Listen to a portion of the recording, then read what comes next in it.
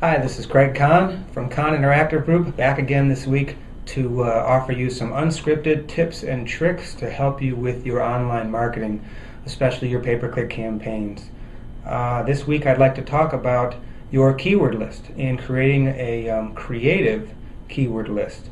What I see most of the times for law firms, especially with some of the providers that are hooking law firms up to software programs, that supposedly automatically bid for them, where you log in, you got some minor reports there that you can see, and nobody's really actively managing them. They're hooked up to some kind of software that once you plug in the ads and the keywords, it does all the bidding for you. A lot of those providers, I've seen the keyword lists, and they're very common keywords.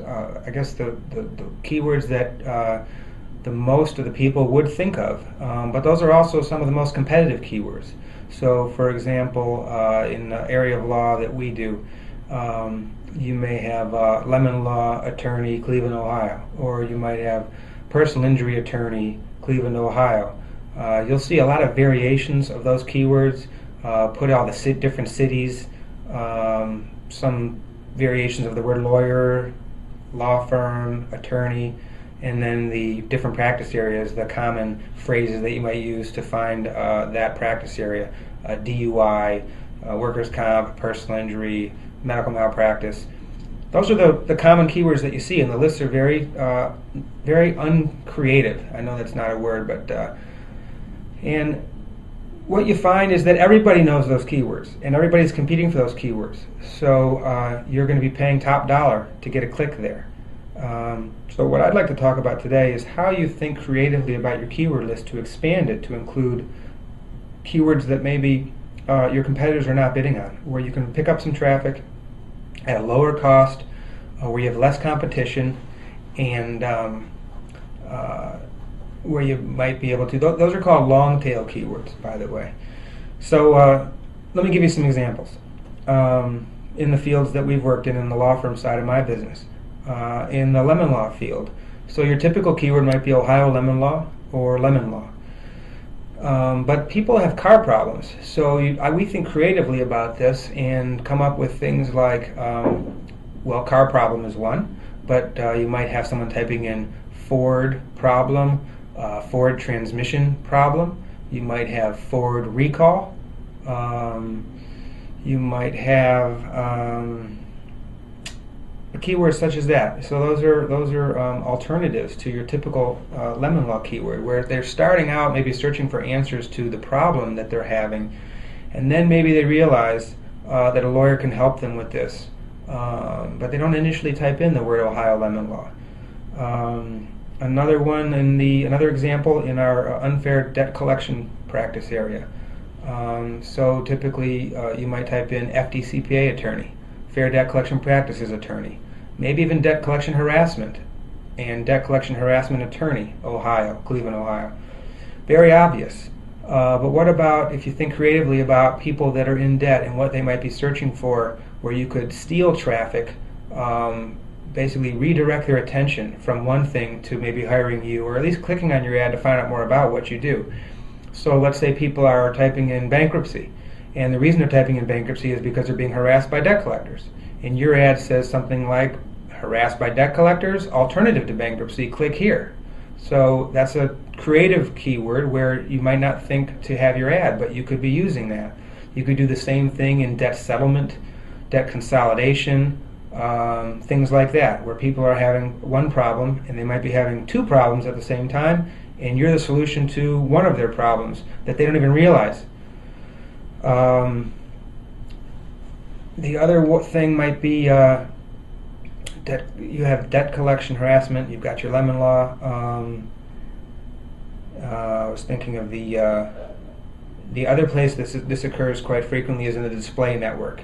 So the search network is where people are typing in your keywords, and they go into Google directly, and they're looking for something, and they're finding results that they can click on. They got the links right down the page here, your ads at the top, and your ads down the right-hand side. The other part of Google that's not being used by as many lawyers that could be, and it's certainly not being used by the companies that have a lot of them that have just the software programs hooked up, is the display network. And the display network is where people are reading about these issues. They may be reading an article, or they're on some other type of website, an informational website or a blog, and that article or that blog or that information site is also showing ads. Maybe the top, maybe the side, maybe in the middle of the text as you're reading the article, at the bottom. Those are the display network ads, and those ads, again, can redirect the attention of somebody who is reading about a topic and doesn't realize that there's other people out there that can help them in ways they might not have thought of. So they might be reading about how to stop debt collection calls, and then an ad would show up there saying that we can help them with that. They go to click on it to find out more information, and they've just been redirected. The other idea is, and this may or may not work in your practice area, I don't know, but in our debt collection practice area, we also, in our keyword list, we have the names of companies. So people might be searching for a government agency or some other business related to what you do. In our case, they may be looking up the word collector XYZ, and they're typing that in. I don't know what they're looking for, maybe just their phone number or to find out more about them. And our ad is appearing on the right and saying, stop that company from doing this, or don't pay that company before you talk to us. Without saying anything disparaging about them, Google will allow you to put ads in for the names of other companies. I think if they're not trademarked and if you're not saying something bad about the company, you can do that. And again, that's kind of a secret way to ethically steal traffic online from an area where you might not normally have your ad showing. So you need to sit down maybe with your team and think about these keywords creatively and come up with what other keywords you could be putting in. My guess is that your keyword list needs to be looked at, and you need to find out if the person managing your keyword list has already done this, and if not, then you should talk to somebody about having it done for you or perhaps doing it yourself. Let's see here. Obviously as well, when you do this, you're going to come up with a very large keyword list, and your ad groups are going to multiply. So if you're managing your account in-house, it's probably going to require a lot more time to manage. So again, if you're doing that and you come up with a strategy and you want someone to help you manage that larger keyword list, feel free to give us a call for a free consultation. At the end of this video, at the bottom of this video is a link to my website, and at the end of this video you'll see my contact information. Just an update, if you've been following me these weeks, you know that I broke my arm. It's been 8 weeks since I broke it, and I'm feeling much better. Not nearly as much pain. I'm actually using the arm to do different things. I'm hoping to get this sling taken off here in the next couple of weeks, so I'll keep you posted. Hopefully about 4 weeks to go till I can really use my arm. I also talk every week about my favorite team, and that's the Browns. And last week I told you we were going to play Indy, and I was hoping at the time that we could get a win. I wasn't sure what would happen after we failed to win in week 1. We did get that win, and there were a lot of bright spots, and I'm real excited about it. It looks like, I gotta say, that our general manager and/or president has made some good draft picks, better than we've had here in many, many years.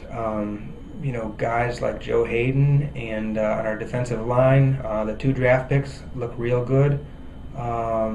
So he's made a lot of good choices, and it looks like the back of our defense is a lot stronger than I thought. Even our third cornerback that he's picked up, Patterson, is doing a nice job. And Usama Young, the safety. So I'm real excited about that. And the offense looks like it might be able to move the ball this year, which is unusual for us. So if, barring injury, we can put up points. I always say, and I think this is an old saying from an old coach whose name I forget, but if this team can score in the 20s, they're going to win a lot more games. You just can't win in the NFL scoring in the teens. Not everybody has the old steel curtain defense or the Ravens defense from a few years ago.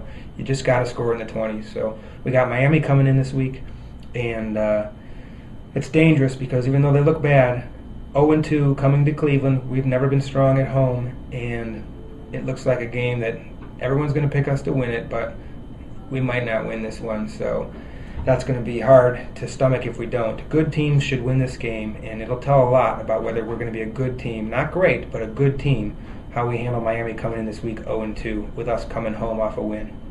So that's it for this week, and I'll see you next week after hopefully a Browns victory, and I'll bring you some more key information to start to improve your lawyer marketing. So good luck with your advertising. I'll talk to you later.